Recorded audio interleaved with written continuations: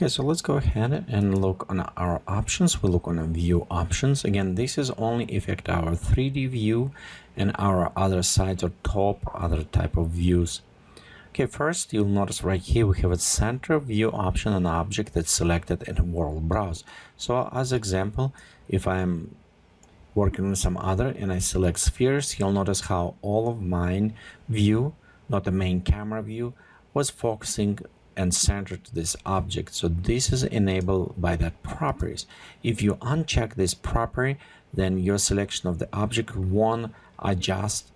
In some cases, you maybe want to work when you work with animations and you don't want to center, or maybe other options, but you need to know right here, this is a global property for this.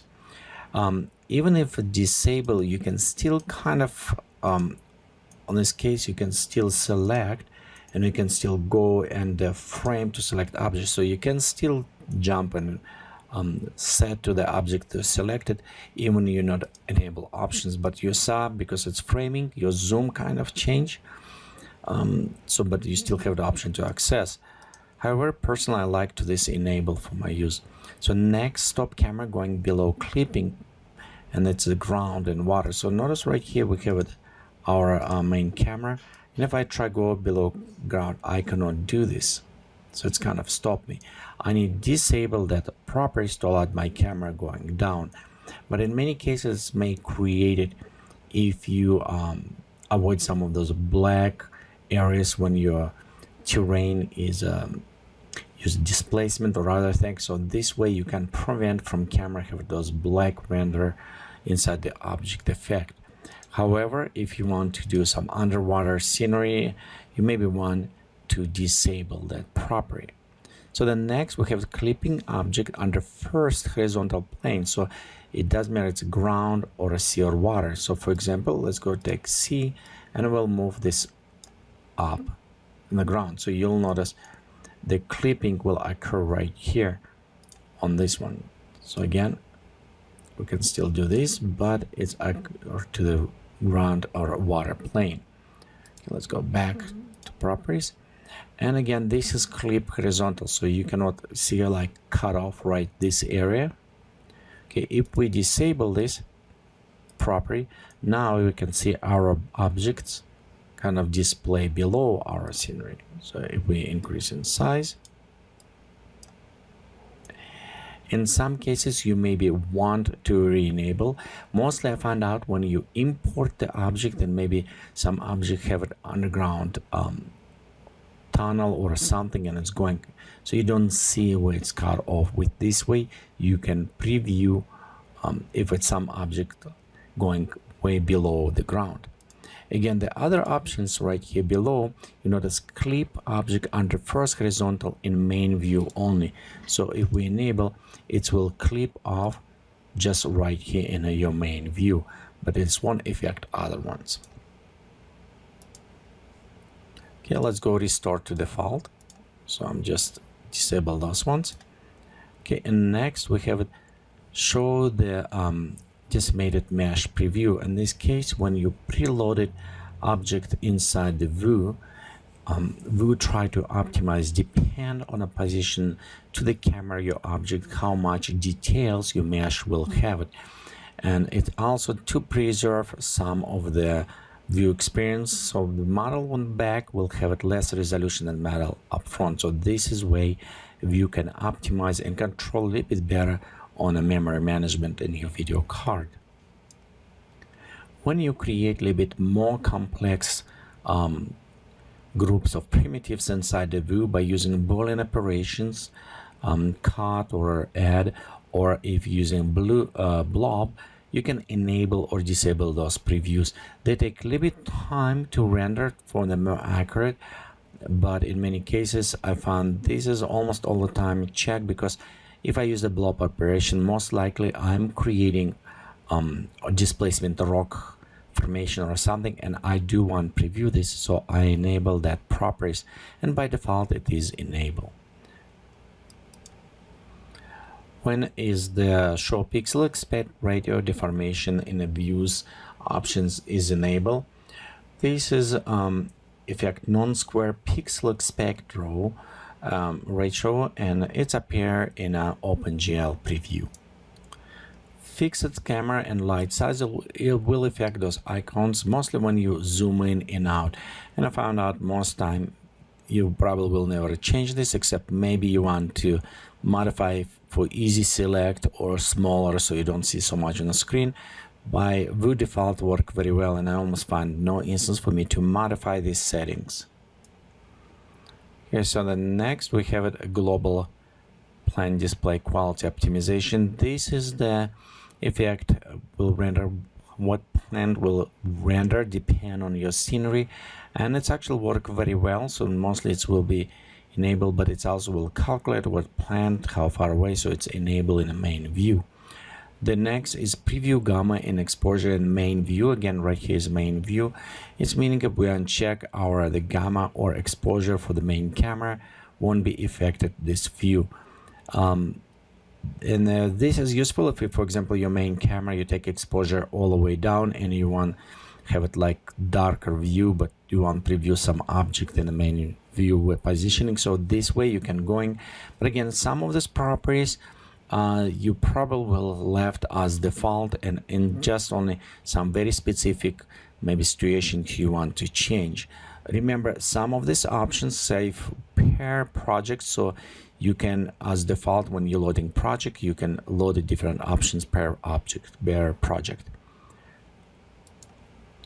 So the next, secure active camera, currently disabled, but when it's option enabled, you can change with all the settings which does not affect camera settings, and you can preview positional stuff, and you can after click and save in active camera. So it's allowed you to have a different view for the active cameras. By default it is disabled, and I find the original way as disabled more kind of work for me, but again, it is if you prefer other ways to store active camera and play settings, so you can modify or re-enable these options. Okay, show bounding boxes around groups. If you have it two or more, let's go enable this one, and if we have some objects selected, group them together. You can see right here we have this bounding box around our group. So this is options. It's allowed you to display this or not. And next we have a show 3D extent view. So right here you can see we have those kind of view in the corners, allowed us display.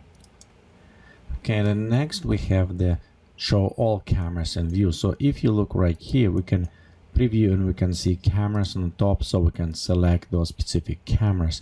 If the other option is enabled, you can view only active selected camera in your view.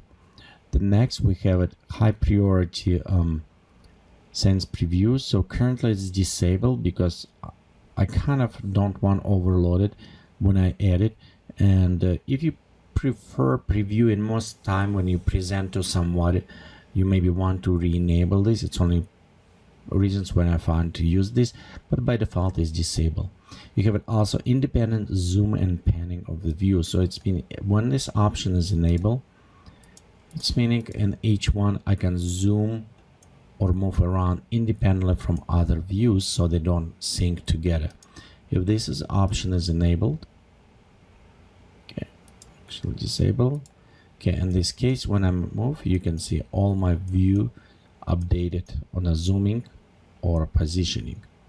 Again, it's depend on your preferable style of editing. You might want to enable or disable this option.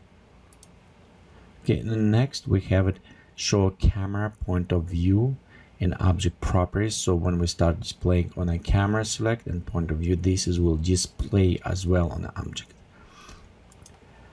This way the view is showing you visually on the what display of the camera lens and point of view. This is that option can be more useful if you render environmental and you want to work with a matching real film or some other ways, and you want to be sure your camera kind of lens set exactly the same as other filming. This is give you visual representation, and if something set wrong, you can visually see if it does not apply properly. So it's just helpful preview on a screen.